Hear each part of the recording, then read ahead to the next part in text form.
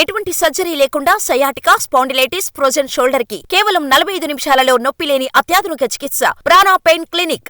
ప్రస్తుతం అల్లు అర్జున్ తరపు లాయర్లు చాలా స్ట్రాంగ్ గా ఆర్గ్యుమెంట్స్ వినిపిస్తున్నారు. సెక్షన్ 105 అప్లికబుల్ కాదు అల్లు అర్జున్ కంటూ కూడా వాళ్ళు మెన్షన్ చేస్తున్నారు. At the same time Revathi మరణానికి ప్రత్యక్షంగా అల్లు అర్జున్ కారణం కాదంటున్నారు. ఇటు పోలీసుల తరపు లాయర్ కూడా చాలా స్ట్రాంగ్ గా తమ ఆర్గ్యుమెంట్స్ వినిపిస్తూ ఉన్నారు. ప్రస్తుతం మాకు ఎలాంటి సమాచారం లేదు అల్లు అర్జున్ వస్తున్నాడని, సంధ్యా థియేటర్ యాజమాన్యానికి మేము ఎలాంటి పర్మిషన్ ఇవ్వలేదు, ఒకరి ప్రాణం పోవడానికి అల్లు అర్జున్ కారణమయ్యారంటూ కూడా చాలా స్ట్రాంగ్ గా వాళ్ళు వాదనలు వినిపిస్తున్నారు. అయితే 2017లో షారూఖ్ ఖాన్ పర్యటనను ఇక్కడ అల్లు అర్జున్ తరపు లాయర్ మెన్షన్ చేశారు. అయితే ఆ కేసులో షారూఖ్ ఖాన్ కు క్లీన్ చిట్ ఇచ్చారు. అయితే దానికి దీనికి చాలా వ్యత్యాసం ఉందని కూడా ఆర్గ్యుమెంట్స్ వినపడుతున్నాయి.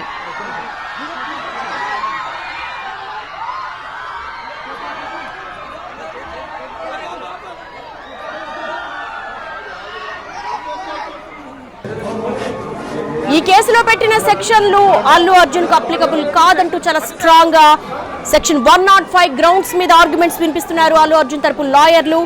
ఒక ప్రైవేటు వ్యక్తిగా తను ఒక ప్రేక్షకుడిగా థియేటర్ కు వెళ్లారు, సినిమా చూడటానికి ఎలాంటి పర్మిషన్ అక్కర్లేదన్నారు. కానీ ప్రస్తుతం సంధ్యా థియేటర్ కెపాసిటీ 3 నుంచి 4 వేల మంది, అయితే 10,000 మంది వచ్చారు. ఇక్కడ సంధ్యా థియేటర్ మేము ముందస్తుగానే పోలీసులకు ఒక లేఖను లిఖిత పూర్వకంగా శాంతి భద్రతలకు విఘాతం కలగకుండా ఒక స్టార్ హీరో ఇక్కడికి వస్తున్నారు కాబట్టి మేము ఒక లెటర్ ఇచ్చామని చెప్పేసి 2/12/2024 మేము పోలీసులకు అక్కడ ఉన్నటువంటి ఏసీపీకి సమాచారం ఇచ్చామంటున్నారు. అయితే ఏసీపీ ప్రస్తుతం ప్రభుత్వం తరపున పోలీసుల తరపున వాదిస్తున్నటువంటి లాయర్ మెన్షన్ చేస్తున్నారు, మేము ఆ షోకి మేము ఎలాంటి అనుమతి ఇవ్వలేదు, ర్యాలీగా వచ్చారు, ఒకరి ప్రాణాలు కోల్పోవడానికి కారణమయ్యారని. ప్రస్తుతం అల్లు అర్జున్ సంధ్యా థియేటర్కి వస్తున్నాడని సంధ్యా థియేటర్ యాజమాన్యానికి ముందస్తుగానే సమాచారం ఉందా లేదా అన్నది కూడా తేలాల్సింది. ప్రస్తుతం క్వాష్ పిటిషన్ మీద చాలా ఘాటుగా ఆర్గ్యుమెంట్స్ కొనసాగుతున్నాయి.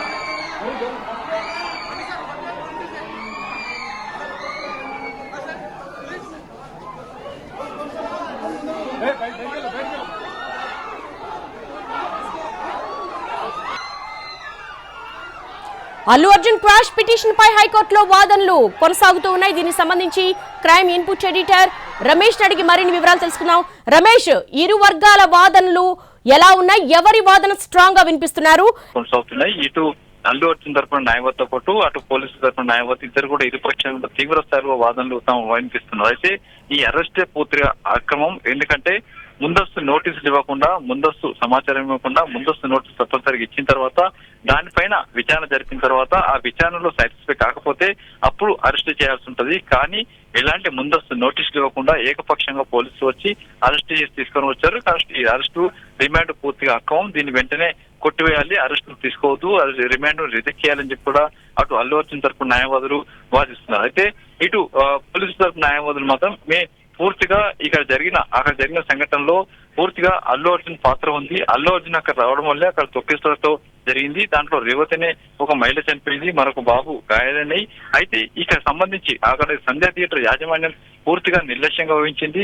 సంధ్యా థియేటర్ యాజమాన్యం అక్కడ ఎలాంటి అనుమతులు లేకుండా ఇక్కడ రోడ్ షో నిర్వహించింది. అంతేకాకుండా ముందస్తుగా వాళ్ళు ఒక పర్మిషన్ కోసం పెడితే పూర్తిగా రిజెక్ట్ చేయడం జరిగింది. అనుమతి ఇవ్వలేదు. అనుమతి ఇవ్వకపోయినప్పుడు అల్లు అర్జున్ అక్కడ తీసుకువచ్చారు. అంతేకాకుండా పెద్ద మొత్తంలో జనాలు ఉన్నప్పుడు కూడా అక్కడికి అల్లు అర్జున్ రోడ్ షో చేసి సంధ్యా థియేటర్ యాజమాన్యం అక్కడ తీసుకువచ్చింది. కాబట్టి ప్రేక్షకులను ఇబ్బంది పెట్టారు. ఈ సందర్భంలో పరిస్థితిని కంట్రోల్ చేసేందుకు పోలీసులు లాఠీ చార్జ్ చేయాల్సి వచ్చింది. అయినప్పుడు పరిస్థితి కంట్రోల్ రాలేదు. అయితే లోపలికి అల్లు అర్జున్ వెళ్లడం తోటి అక్కడ మొత్తంగా ఆ జనాల మధ్య అతను వెళ్లడం తోటి తొక్కిసలాట జరిగింది. అక్కడ రేవతి మృతికి అల్లు అర్జునే ప్రధాన కారణం. కాబట్టి దీంట్లో అరెస్ట్ తీసుకోండి, రిమాండ్ తీసుకోవాలని చెప్పి కూడా ఇటు పోలీసులు తమ వాదనలు వినిపిస్తున్నారు. అయితే రెండు పక్షాల వాదనలు వినిపిస్తున్న సమయంలోనే అటు అల్లు అర్జున్ తరపు న్యాయవాది మాత్రం గతంలో రయీజ్, షారూఖ్ ఖాన్ నటించిన రయీజ్ సినిమా సంబంధించి ప్రస్తావన తీసుకొచ్చి రయీజ్ సినిమా సందర్భంగా షారూఖ్ ఖాన్ ఒక సినిమా ప్రమోషన్ కోసం ట్రైన్ లో వెళ్తుంటే సంఘటన జరిగింది. కానీ ఆ సంఘటనలో అక్కడ బెయిల్ ఇవ్వడం జరిగింది. కేసు నమోదు చేశారు కానీ అక్కడ పోలీసులు అరెస్ట్ చేయలేదు. దాంట్లో హైకోర్టు అక్కడ బెయిల్ ఇచ్చింది. కాబట్టి ఇక్కడ కూడా అది అప్లికబుల్ అవుతుంది.